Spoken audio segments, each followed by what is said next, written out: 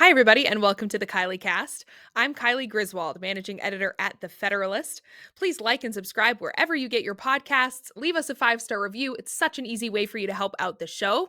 And even better yet, if you're just listening, go check out the full video version on my personal YouTube channel or the Federalist channel on Rumble. And then, of course, like and subscribe there too.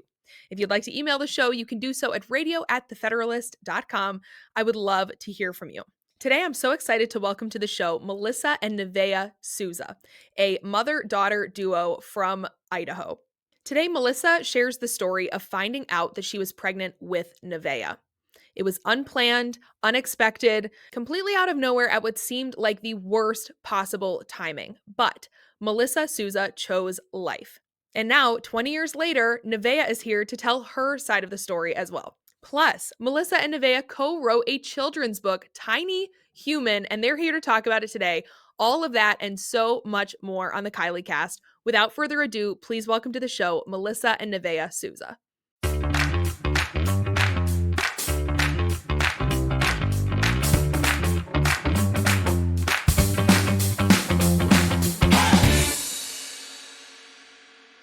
Melissa and Nevaeh, welcome to the Kylee Cast. Thank you so much for having us. It is such a pleasure to have you today. I don't usually get the pleasure of having two guests at the same time, so this is just twice as fun as normal. I love it. Why don't we start with each of you just telling me a little bit about yourself, telling our listeners. Melissa, let's start with you. Okay, well, I am a 42-year-old mother of 5. I've homeschooled for the past 18 years. I used to be an elementary school teacher. I've been married almost 20 years, and now we live in the mountains of North Idaho with our 5 children. I just had my last child 1 year ago, and so I've got kids from 20 all the way down to 1. It's been a very blessed season. The new one was a little surprise for us, but Nevaeh was where it all started, and that was kind of when I feel like we started living when we had Nevaeh, and that's formed everything that we are now. Wow, yeah. And how about you, Nevaeh? I am the only adult daughter. I am the product of a life of homeschool and living out in the middle of nowhere. And so I just kind of started showing my journey online, my coming of age story on our YouTube channel and things like that. And now my mom and I get to partner on some projects, which has been really fun. But awesome. Well, you guys living in the backwoods and homeschooling and homesteading and all of that, you'd fit right in with our Federalist family here. That is perfect. So amazing. Yeah. When people ask if she was raised in a barn, she can say yes. When we first moved out here, we literally lived in a barn as a family of 6. That is crazy. How did that go? It was fun. Yeah. Oh my word, that is so wild. Was that always the plan? No, not really. We were living very traditionally up until 2020. My husband was a police officer over in Vancouver, Washington, right outside of Portland, Oregon, when everything kind of fired up with the protests and all of that. And we always had a dream of building our own house and homesteading and just living this free life where we can just have our kids running feral through the fields and have horses and grow food. And so in 2020, when all of that fired up, I called him at work and I'm like, we have to go. We have to go right now. Mm-hmm. And so we bought this piece of land in Idaho. We pulled up and it was a field. We had no power, no water. We sold everything we owned. We had a tiny little trailer, 4 kids in tow at the time, 2 sheep in the back of our truck, chickens, 3 cats, a dog. Like, we look like the Beverly Hillbillies rolling into town. That is the coolest thing. I think you're living the more extreme version of what a lot of people experienced during COVID, which was just like completely uprooting, changing things. You don't get much bigger contrast than being outside Portland, living your traditional life to like packing up and going. I had a similar thing. I was living in DC during COVID and everything just came to a grinding halt and crime skyrocketed. And it didn't feel like home anymore. And it sent me packing back to the Midwest. And I met my now husband and the rest is history. And I have no regrets about turning around from city life. COVID changed a lot of things for a lot of people. So that's incredible. Is that what started your online career also? No, actually, the Federalist has always been remote. We have always had employees from all over the country. We did the COVID work from home model before it was COVID. So we were really set up well for success during that. And that's actually one of the things I love about working here is that, a lot of news agencies, conservative or otherwise, are based in big cities. And so people, grow up from around the country and have all of this like diverse perspective of being in the heartland of America, but then they all move to one place and kind of adopt this, insular DC Beltway speak and then speak it out to the rest of America. And so one thing that Hmm. I love about our organization is that we really are all based everywhere from, I'm in Wisconsin, but we've got people in Alaska and Texas and, kind of on both coasts. And so you Yeah. really do get the flavor of all of America, Hmm. even though we're all working for one organization. And so we were set up for success during COVID, actually, which That's worked really amazing. well to our advantage. Yeah. So Melissa and Nevaeh, you guys have a pretty inspiring and crazy story. Melissa, why don't we just start at the very beginning? Okay. Can you just share a little bit about what it was like with Nevaeh and what was going on in your life at that time? Yeah. So I had always been the good girl. I was in Young Republicans. I was the most likely to argue religion with you at the lunch table in high school. I went to a public school. Originally I was homeschooled, then I went to public middle school and high school. And my grandparents were so proud of me and I was doing everything right. And then I went to university. I was the first in my family to graduate high school, first in my family to graduate college. And then I went and got a teaching job and everything looked really good. And I met a boyfriend right out of college and ended up pregnant 9 months later. And I had to tell my very conservative Christian family that the one that was doing everything right was the one that actually screwed up. Mm, And that was really difficult because I had this, it wasn't a fake image. I really did live this kind of squeaky life. And I was always going to all the pro life rallies and raising money for them and doing the walks. And then all of a sudden, I'm out of college, I'm broke, I have $30,000 in student loans, a car payment, an apartment I can barely afford. I'm making $1,300 every 2 weeks on my first teaching job. mm, And I was excited to have the job, but it was October when I found out I was pregnant. So literally 1 month into starting my career, I find out I'm pregnant with a boyfriend I'm not married to, in a one-bedroom apartment I can't afford, with all of this debt. And the worst thing about worse than the timing, was that I had to tell my conservative Christian parents, cousins, aunts, uncles, and my grandparents what I had done. And and so that was really hard. And the first thing was I see these pink lines pop up on the test, and it feels so unreal. I mean, you're pregnant now, when you take that first pregnancy test, and it feels so unreal. It's like, mhm. well, I've never been pregnant before, so I can't possibly be pregnant now. This isn't real. This doesn't, Right, it just feels so foreign and right. so disconnected. And I had instant panic. I mean, Mm, hot face panic, heart racing, panic attack, panic. And my boyfriend didn't want to have a baby at that mm, time. And I told my principal, so she knew what was going on. And she said, so you're going to have a baby in August? We're not going to be able to hold your job for next year. And we can't start the school year with a substitute teacher. And so there was so many reasons to make it go away. mhm. And I thought, I can make all of this go away today. I never have to tell my parents. I never have to tell anyone. I never have to tell the pro-life community that I've raised all this money for. I can just make it go away and tell nobody. Mhm. And I didn't do that, which I'm so glad I didn't, Yeah. but I understand the panic and I understand where women get there in their mind. I couldn't do it. I never could have walked through those doors and done it. Mhm. But the panic and the fear that I felt in that moment and all of the reasons that mounted up to why it was a horrible time to have a baby were there. Mhm. And so it gave me an appreciation for how women get there that maybe were never abortion minded in the first place. Right, right. Because the rubber's really meeting the road. Like, you Right. really actually need to put your beliefs into action in that moment. Yep. So, how was faith a role in that decision at all? How did it go telling your family? How did Nevaeh's dad respond to all of it? Like, what was the immediate fallout of all of it? Yeah, well, he was in Hawaii trying to get a job as a firefighter. He was born and raised in Hawaii, and I called him on the phone. I don't know why I didn't wait till he got home, but I called him on the phone, and I mean, just immediate panic. there might have been crying.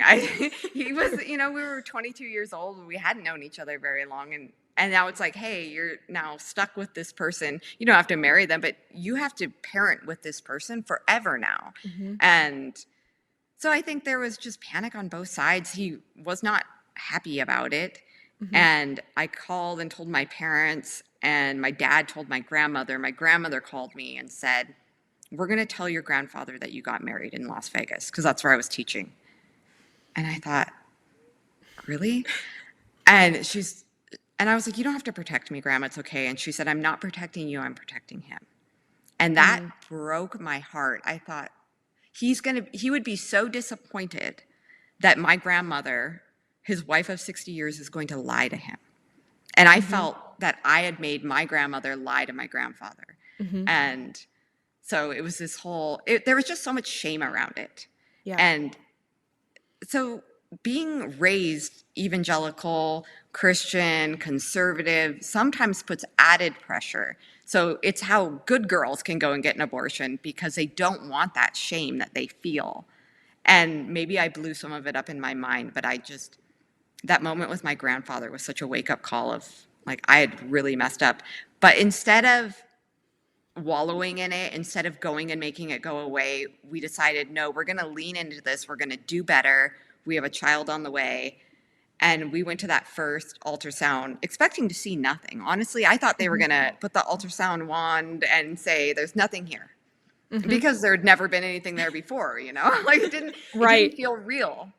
Right. And as soon as we saw this little marshmallow person, which is now here, just little arms and leg buds, and this tiny blinking heart, we started calling her Blinker, and everything changed at that moment.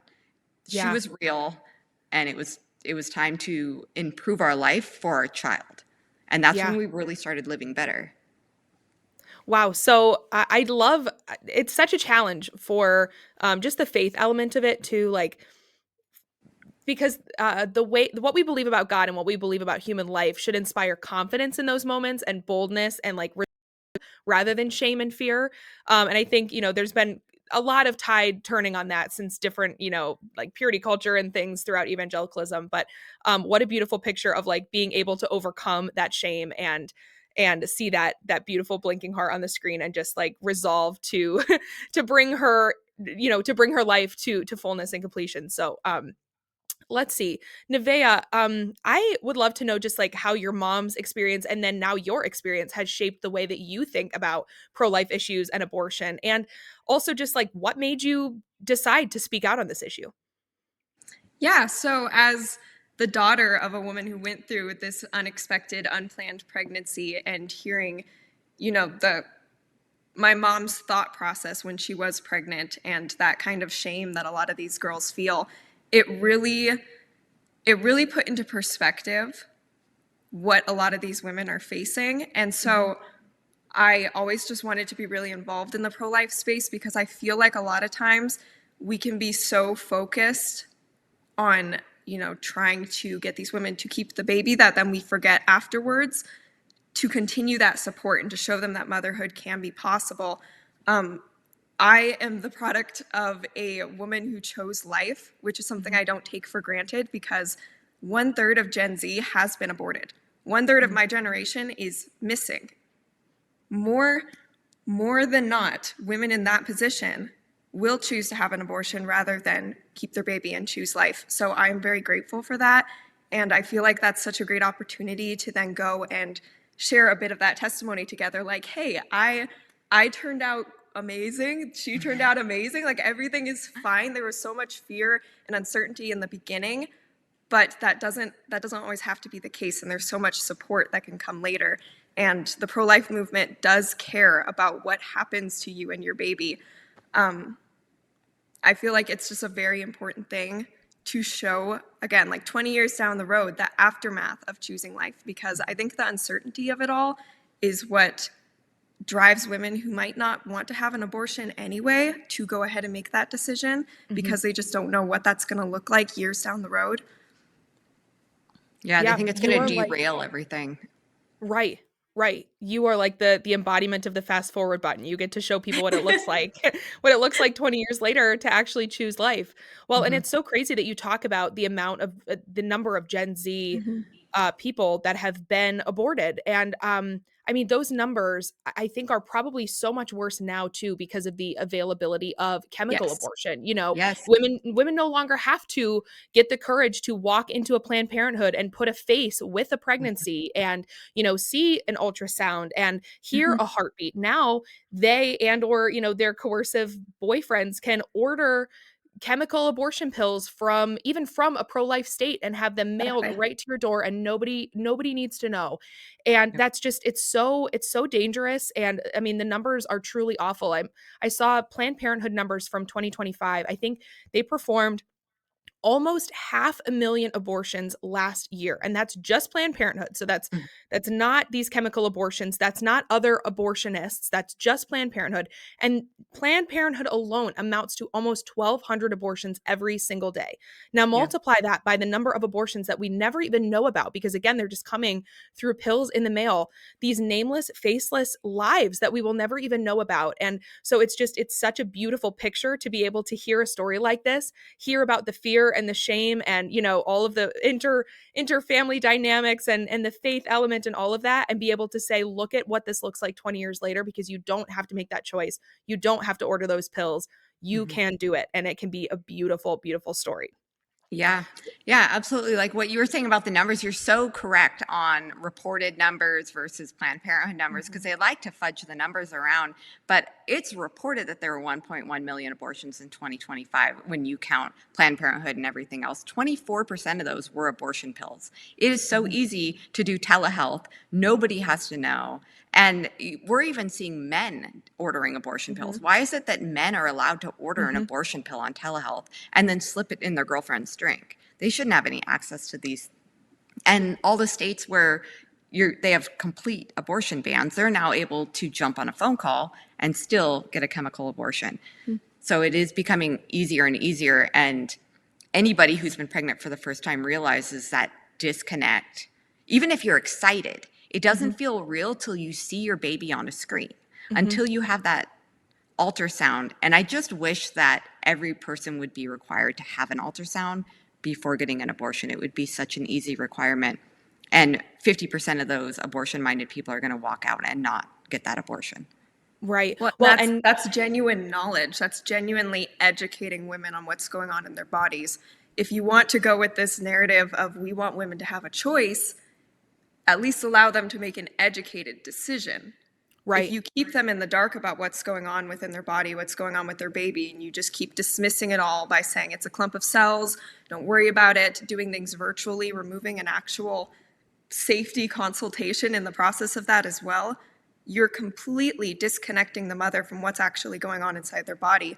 And there's so many stories of women that did go through with a chemical abortion and they didn't know what their baby looked like. And once they saw the aftermath, they just felt so manipulated and lied to. Yes, yes, the mental, trauma and just the abortion regret that happens, we that gets swept under the rug too much, and you bring up the safety component too, you know, women seeing their baby's heartbeat on a screen or seeing, you know, the actual humanity inside them is one huge component of it, but the other component is just the danger to women of Mhm.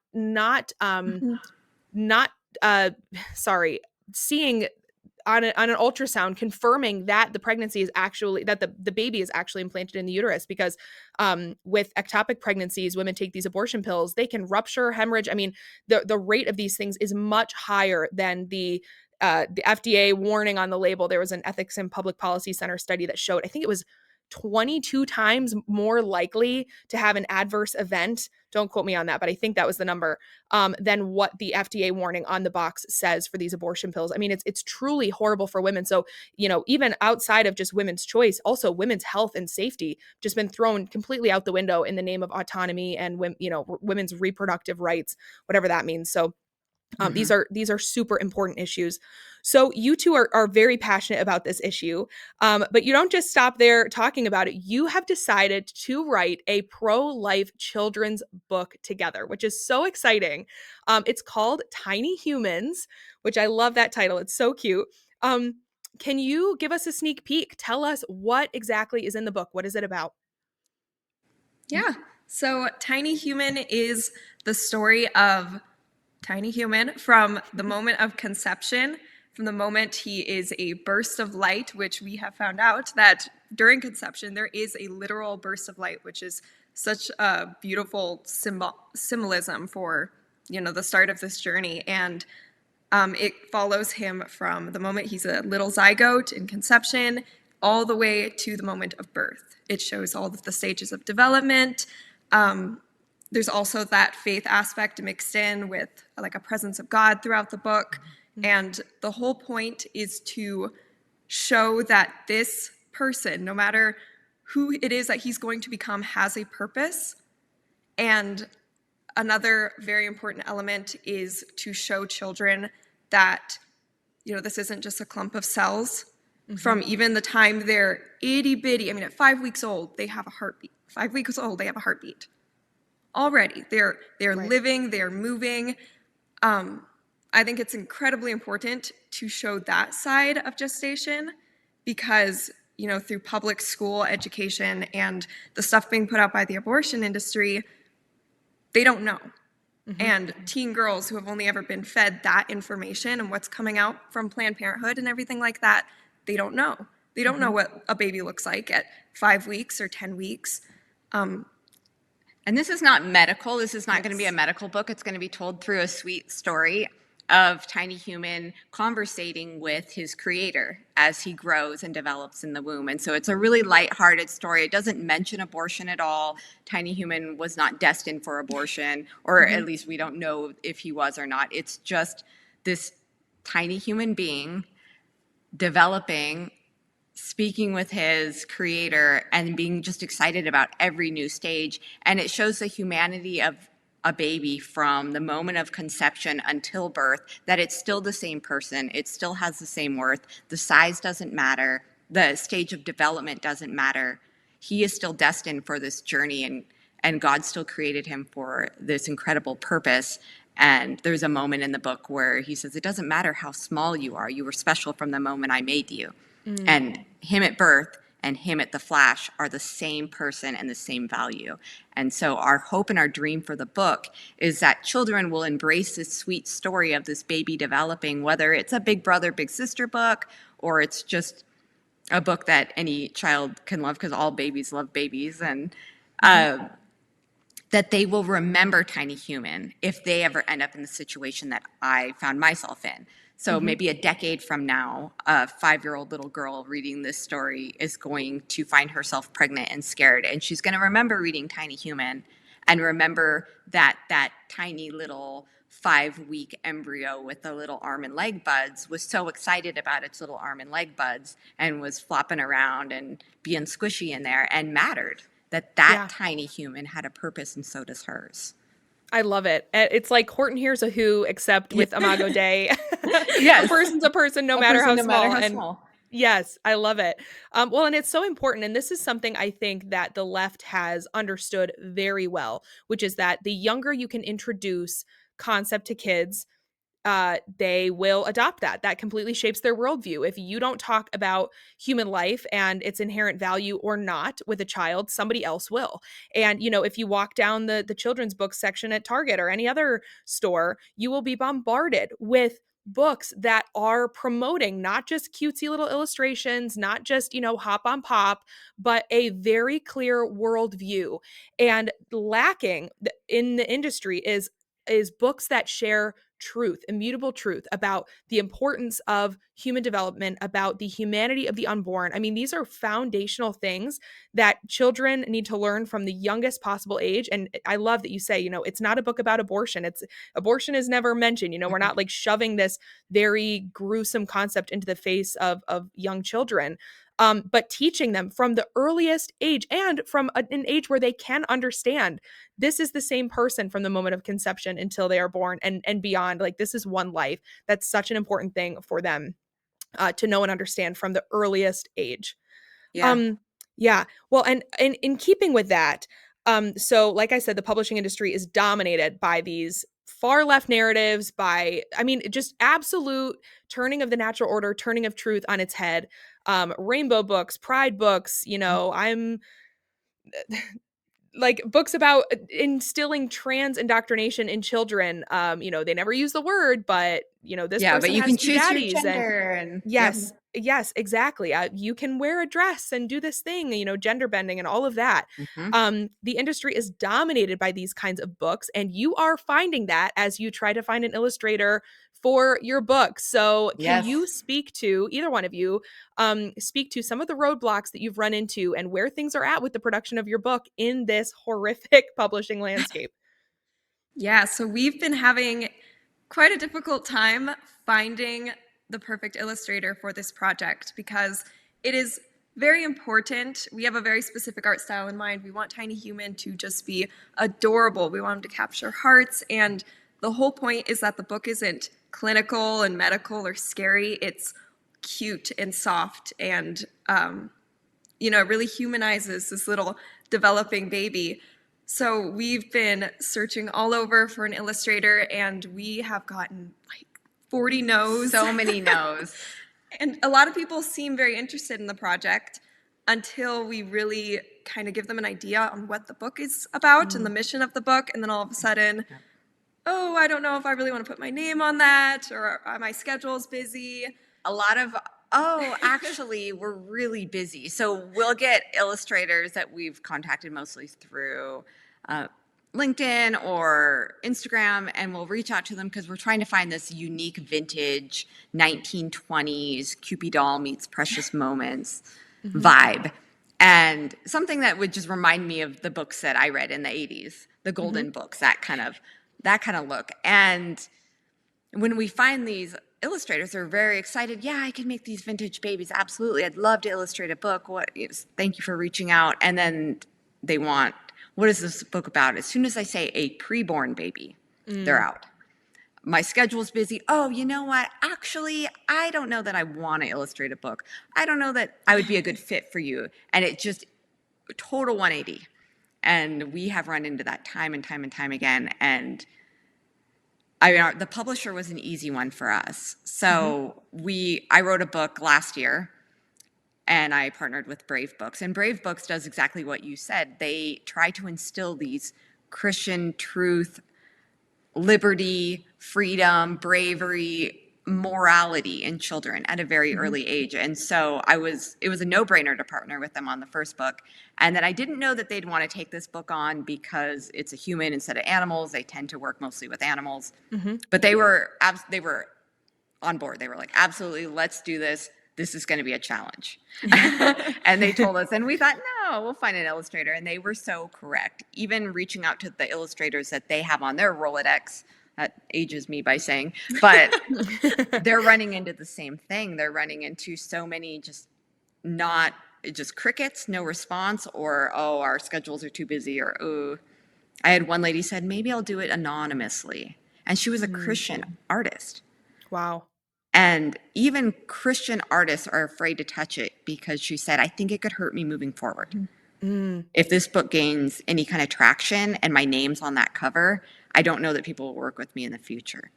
And so out of fear of repercussion, even Christians don't want to sign on to the project. It shows the level of stigma there is surrounding any amount of representation for those who can't represent themselves or trying to speak up for the unborn. It's even people that do agree with what you're trying to do might not want to be a part of it. They're like, that's great, but I want to stay far away from it just because of the level of, lashback and attacks you can receive. Yeah, that is awful. And it really speaks to, the professional cost of living out your faith and living out your conservative values publicly, and how much cancel culture is still hanging on by a thread. I mean, that's a rough landscape.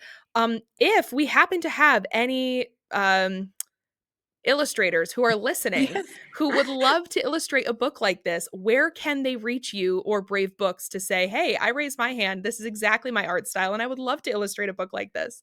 Yes. Well, I would assume Zach or Mackenzie over at Brave Books would be the best people to contact, and we can get you uh, their direct emails, or even just info at Brave Books could Hmm. probably get you in the right place. Okay, great. We'll put a Brave Books contact in the show notes so that if Okay, anybody that's has amazing. has somebody, maybe this is how you'll find your illustrator, God which would be works in great. mysterious ways. That's right. That's right. I also do love the art style, because there is such a need for that too. I mean, more Mr. Rogers, less Miss Rachel. You know what I'm saying? Like, Yes, let's go yes. back to Oh, wholesome, quiet, calm, not chaotic, not overwhelming, not overstimulating books. We need some good, wholesome throwback art. So I love that that's what yeah. you're looking for this book. Yes. And I mean, I was a kindergarten teacher, I was a reading specialist. I have 5 children that I homeschool. My kids gravitate towards the vintage. They love the older, longer stories Hmm. instead of these fast little, we call them book order books, where it's just, they're so generic. And ours like the classics. They like to sit down and snuggle. They will pick the longest book they can find with the most simple drawings because they just want that time with you. And Hmm. that's something else that we're really missing in this culture is people aren't reading to their children anymore. My generation and her generation, which is now starting to have children, are saying that, only like 35% are reading to their children on a regular basis. And it's like, well, kids don't like books anymore. Kids do. They love books. Hmm. And they still want that time with you. They desire it. So instead of looking at your phone and being screened down and giving them a screen, put all of that away, get a book out, and your child's going to love it. And they're going to Yes. want that routine. Yes, so important. I recently had a baby shower and I was blown away. I received so many books and I received so many beautiful books that had old stories and old illustrations that are just timeless. And those are Yeah. the ones that I'm most excited Yeah. to read to my child. I mean, I had like this anthology of Little House on the Prairie, and the illustrations in it are just beautiful, and like a stack of Peter Rabbit books that have just these gorgeous vintage woodsy illustrations, and Mhm. other books like that I'm so excited. Make Way for Duckling. It's like these beautiful like Oh. illustrated ducks in Boston. Like I'm so thrilled, and not that there's not value in other books too, but it's refreshing to see hopefully a book coming with a newer old art style. That would Yeah. be very fun. So if you're an illustrator and you're listening, this is your sign to Yes. get on your email and volunteer to illustrate this book, because we need to get it off the ground. This is really important stuff. So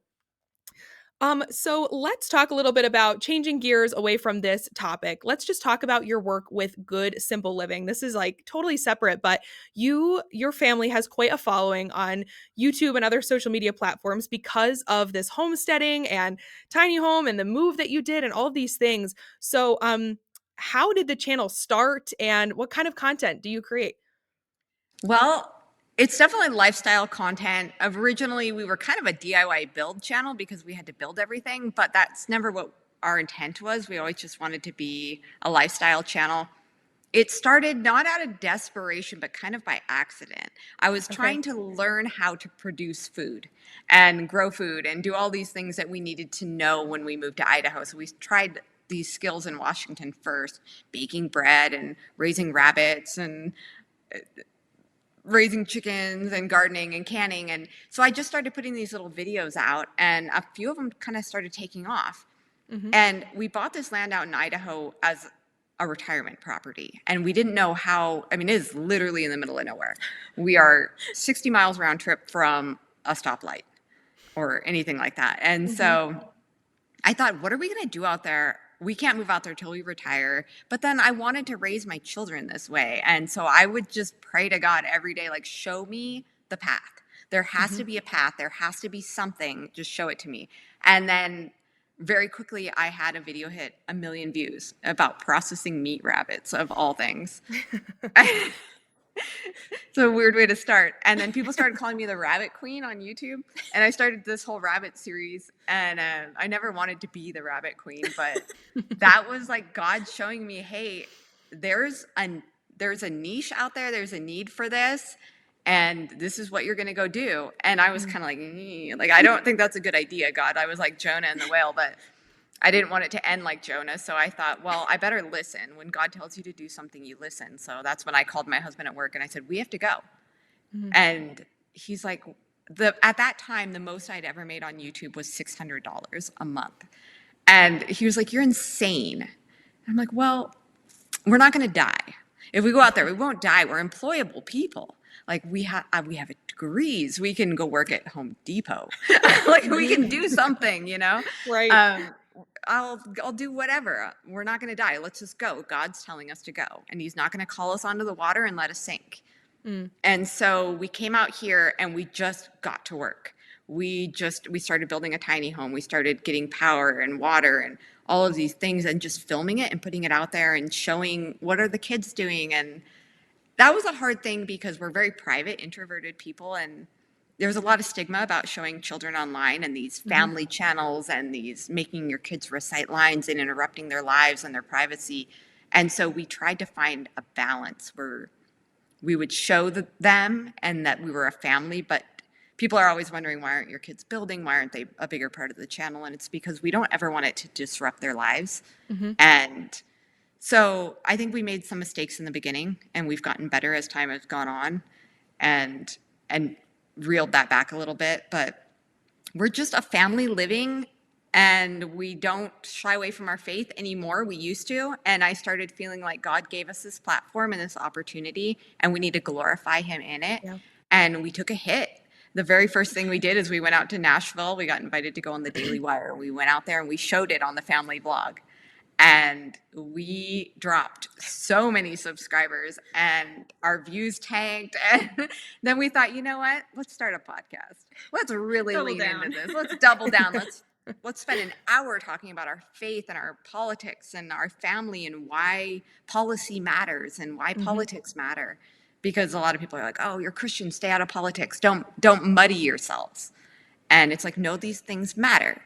These policies matter because they as in, you know, leftists, radical leftists, rely on the nice, polite Christians to keep their mouths shut. And we as parents aren't going to do that because this is a world that our children need to grow up in. And Right. so I was scared to talk about pro-life issues. Even when we started the podcast, I went off for about 15 minutes one time and I told my husband to take it out.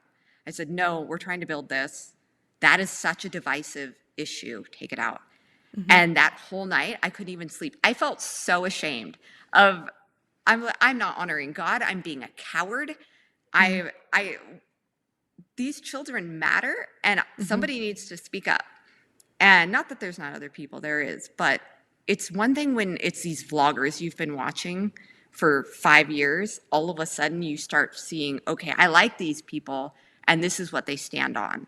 And so for us, it's been a hit. It's been been kind of brutal on Good Simple Living. We've been dropped by quite a few brands saying that we're too controversial. And it's just not about that. It doesn't matter. I will burn it down to speak truth at this point. I feel like God has given us this platform. It's His platform. So we don't get to shy away from what He is calling us to talk about. Yes. I love that boldness. And that's such an important message because the point of a platform is not to grow a platform. It's to use it to say what's true and good and beautiful. And so I just love that. And I also just think, you know, there are so many influencers out there who exist to show the beautiful glowing parts of things and to, you know, just like I think of Ballerina Farm and like there's a lot of people Yes. who have like great values or beautiful families or you know they're like doing a lot of good traditional things. But I just love that so much of your content is it's just raw, it's unfiltered, it's you know, it's just basic stuff and you get to see the realness of it, and so then especially when you talk about issues that are important and bring your faith into it, it's fun to follow your content without just feeling like, oh man, this makes me feel bad about myself. It's more like, no, this is me learning how to do something that I want to do because as we talked about with COVID, there's a real hunger for getting out in nature, touching grass, learning how to have a slice of self-sufficiency for yourself at whatever scale that is, whether that's moving to the middle of nowhere, Idaho and building a tiny home, or whether it's starting a garden patch in your backyard. It's important stuff. And so I love that you guys are working on that. So, um, Okay, so what's next then? So the book is the book what's next, or what's the next chapter for Good Simple Living and for your fight in the pro-life space? Yeah, well, for Good Simple Living, I would say God's going to be in charge of that and he's going to direct that and wherever he needs us to be. At this point, my prayer is just show me where you need me. And it's less about what we want to build and more about what he needs us to do. And Mm-hmm. so we're leaning into our podcast a lot because that's where we can speak freely. We can have guests. We can have, we've gotten to interview just the most incredible people, Dr. Ben Carson and Kirk Cameron and Matt Walsh. I mean, we've just got to talk to Mm-hmm. so many amazing people and share their messages and just everyday normal people too that have testimonies to tell. And so we're just gonna ride this ride till the wheels fall off and till God says that's enough. And it seems like every 5 years he pivots us. Mm. And so we're kind of at that point right now. And I mean, I'm just following God's lead on this, and wherever he takes it, he takes it, and Mm-hmm. and we're along for the ride. I know she's kind of now it's like our children are starting to take off and we're starting this whole Right. family network. So Nevaeh's doing some pretty fun things over on her side also. Yeah, I originally I got into, making content on YouTube and kind of doing the lifestyle thing like my parents were doing and following in that footsteps. I've always been very, very into political topics, culture wars, things like that. Faith-based culture wars too, especially just focusing on all of the good versus evil and things that are normalized in our society. Mm-hmm. And I started to feel like, kind of the same thing of if I have a platform, if as a Christian, that should be for a reason.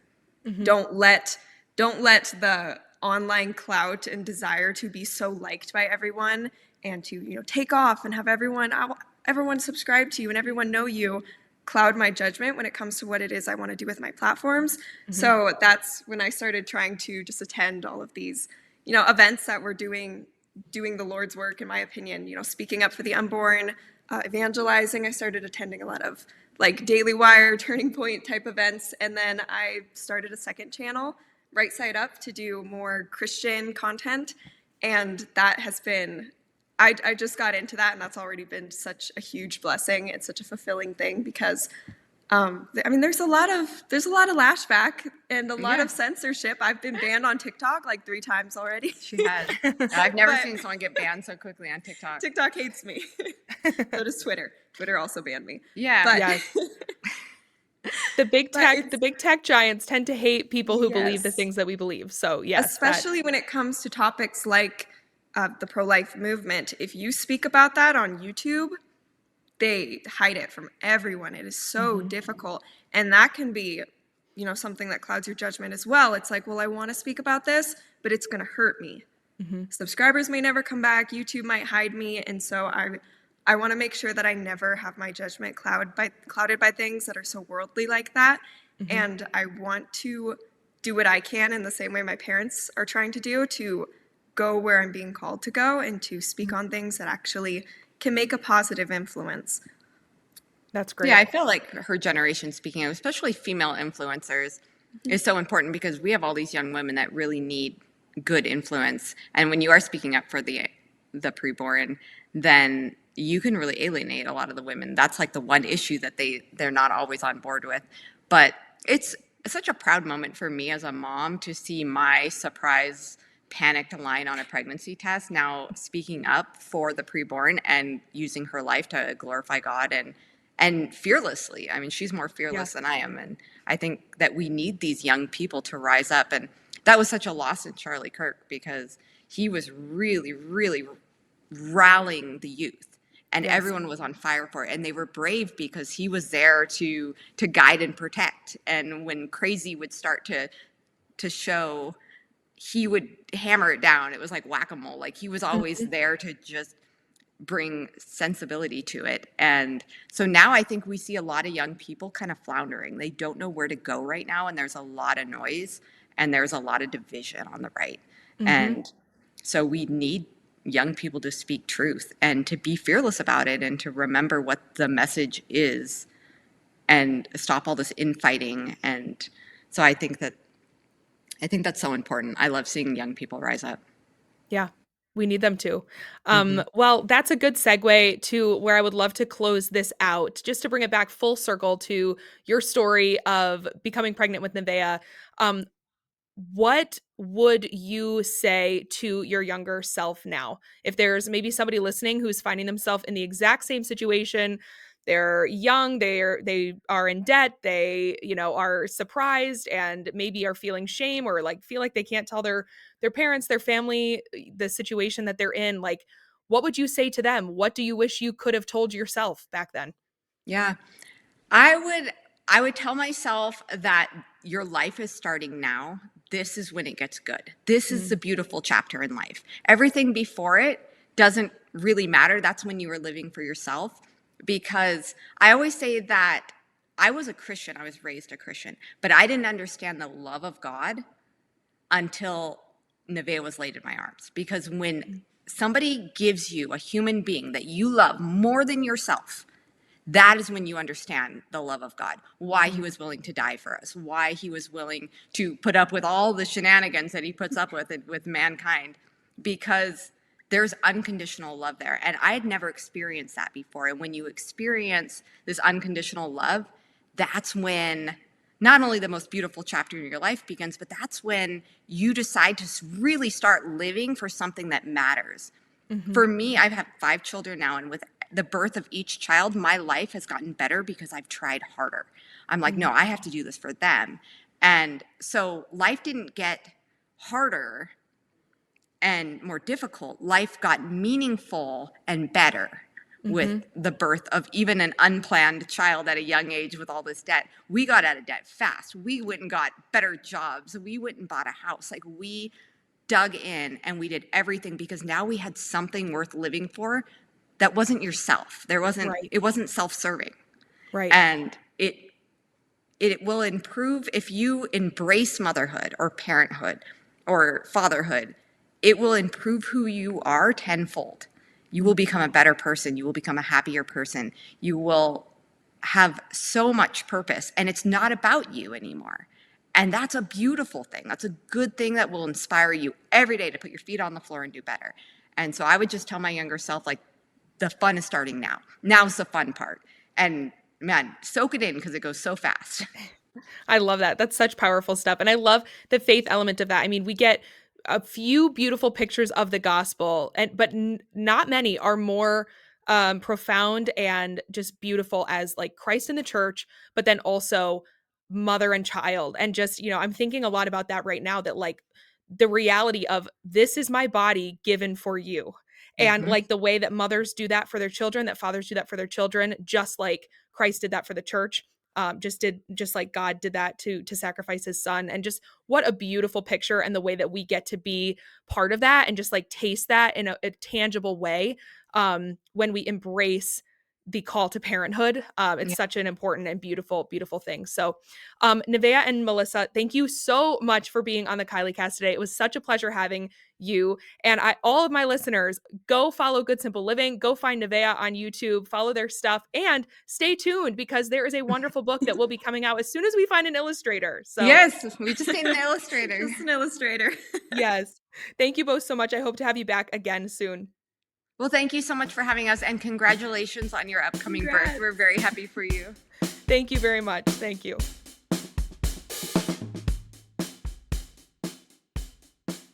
Thank you so much for tuning into this week's episode of the Kylee Cast. If you haven't done so already, please like and subscribe wherever you get your podcasts.